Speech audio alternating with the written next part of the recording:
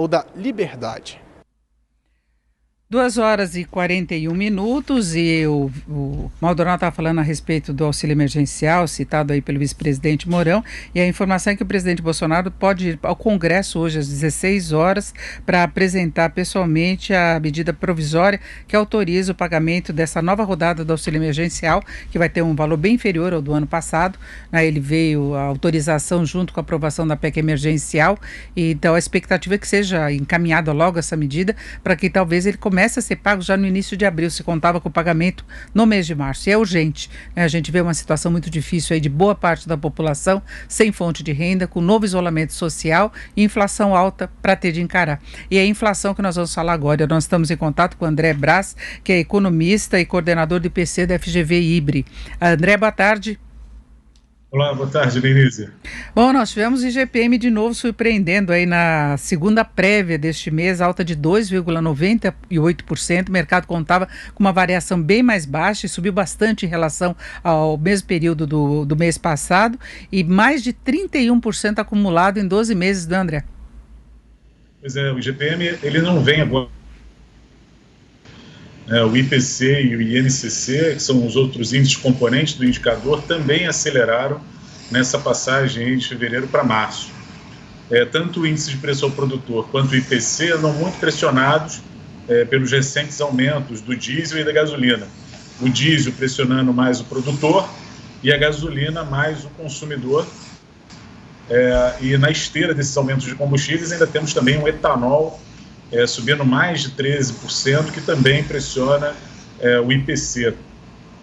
Além disso, o IPA, que é o carro-chefe do IGP, ele também mostra uma passagem das pressões inflacionárias das matérias-primas brutas para bens intermediários e bens finais, anunciando que uma parte dessa inflação também vai chegar ao consumidor. Aliás, uma parte já chegou, mas ainda tem um pouco mais para chegar, mesmo com essa dificuldade aí de retomada da atividade. Tem bens intermediários, tem alguma pressão também de alimentos processados. Agora, André, nós tivemos ontem uma elevação da taxa básica de juros maior que o mercado esperava. E a gente sabe que um dos efeitos de aumento dos juros pode ser conter a alta do dólar. Você acha que pode fazer diferença na composição da inflação, nessa pressão inflacionária que a gente está vendo? E lembrando que, claro, o objetivo do Banco Central, quando calibra os juros, é exatamente dar uma segurada na inflação para garantir o cumprimento da meta, não é?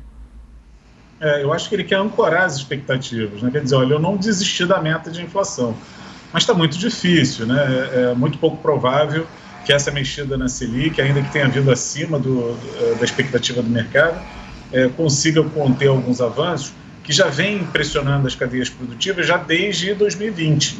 Então, nós tivemos uma desvalorização cambial forte no ano passado. Esse ano, novos desafios sobre o câmbio. Aquilo que já estava difícil para vários segmentos da atividade permanece, ainda aumentando o grau de dificuldade, porque algumas commodities, matérias-primas não param de subir em dólar, e com a desvalorização da nossa moeda a situação ainda piora mais ainda. Então, fatalmente, alguns repasses vão acabar acontecendo, porque essa pressão toda na indústria não vai poder ser segurada de outra forma. Mesmo com a demanda muito fraca, vamos ter repasse sim, como a gente já começa a ver nos índices de preço. Por onde você acha que está chegando mais esse aumento de preços do atacado no varejo? Olha, a gente tem visto na alimentação, sem dúvida, já desde o ano passado, bens duráveis, um pouco mais forte agora, bens semiduráveis, e também tem a questão de preços monitorados, né?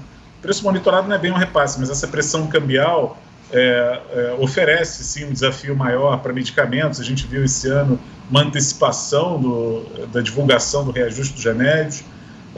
Vamos ter também energia mais cara. Já houve anúncios de 2 concessionários aqui no Rio de Janeiro com reajuste acima da inflação em 12 meses. Reajuste esse que já está valendo dentro do mês de março, que ainda vai contribuir para a aceleração do IPC até o final desse mês. Então, eu diria que bens duráveis e monitorados chamam mais atenção nesse momento. A gente vê inclusive falta de algumas peças no setor de medicamentos. Há pouco nós estávamos falando de medicamentos estratégicos aí no tratamento da Covid para quem está internado, podem faltar, em parte por questão de matéria-prima, mas aumento de preços mesmo, né, que dificulta também a compra. Então tem uma composição geral muito complicada aí da inflação já. Tem, e ele está se espalhando entre vários segmentos. A gente falou do farmacêutico, mas o automobilístico, o agropecuário, o da construção civil, todos eles estão pressionados com aumentos de preço, de insumos importantes para cada um desses segmentos. André, quanto à previsão agora, fechamento de mês, GPM continua subindo? Pois é, para o IGP, eu acho que ele tem chances de terminar 2021 acima do ano passado, né? Ano passado ele fechou em 23%, esse ano pode ser que tenhamos um 26%. Mas o GPM é muito volátil, depende de muitas coisas ainda, então é muito difícil apostar em tal variação. A gente tem que esperar um pouco alguns outros acontecimentos, pelo menos até o final desse primeiro semestre, né?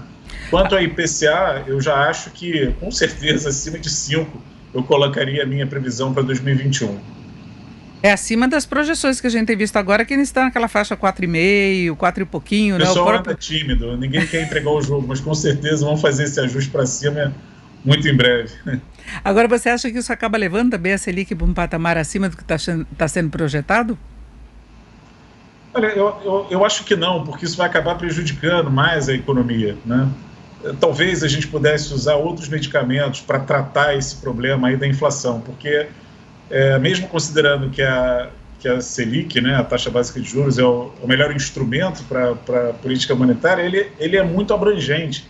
Então ele pode prejudicar segmentos que, enfim, praticamente não estão se mexendo desde o ano passado, e dificultando mais a redução do nível de desemprego e tudo mais. Talvez a gente devesse refletir sobre outros instrumentos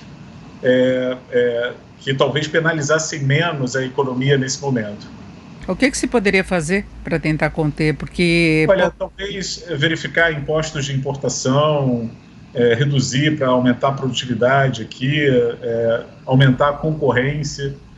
Talvez fossem medidas mais simpáticas no sentido de você jogar um produto concorrente no mercado doméstico, abaixar o preço do nacional e aumentar, quem sabe, um pouco a concorrência e a competição. E dessa maneira você conseguiria segurar um pouco o avanço dos preços, sem a necessidade de mexer na taxa de juros de um momento tão sensível.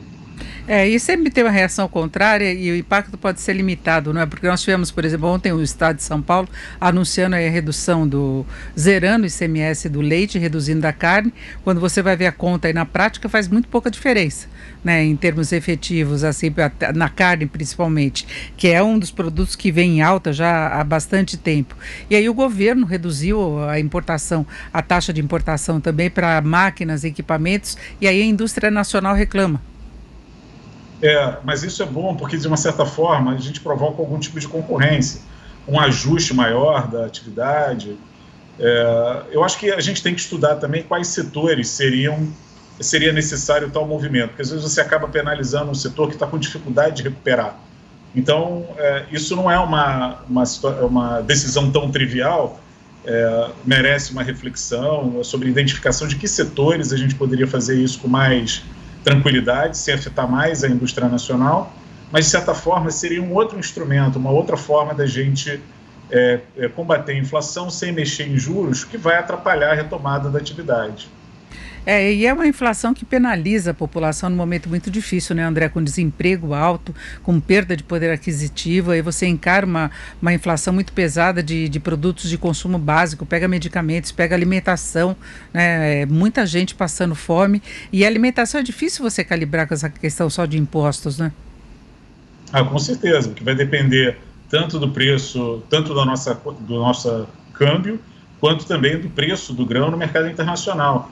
Tem visto aí curvas de commodities em alta em dólar. Então, dificilmente isso vai impedir, né, novas pressões inflacionárias em torno de alimentos, principalmente em torno das proteínas, né, das carnes.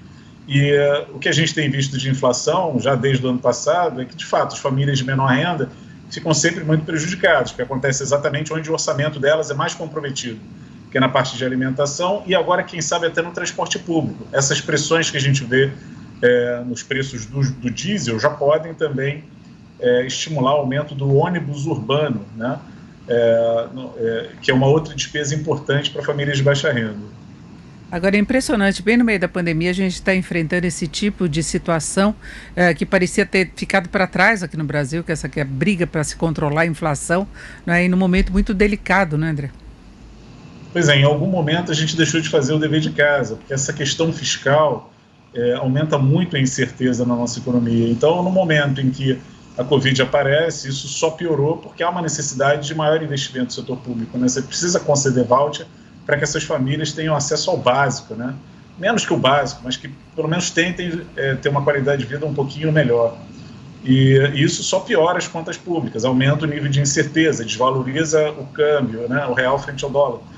E aí isso vira uma bola de neve, é difícil de você conter isso nesse momento. Então, para o curto prazo, a questão é que nós vamos assistir aí uma aceleração forte da inflação, pelo menos ao longo desse primeiro semestre, e esperamos que no segundo, talvez, com alguma melhora, pelo menos com o controle, né, da evolução da Covid no nosso país, que é um outro ponto grande de incerteza, a gente tem aí, quem sabe, indicadores mostrando aí um cenário mais otimista.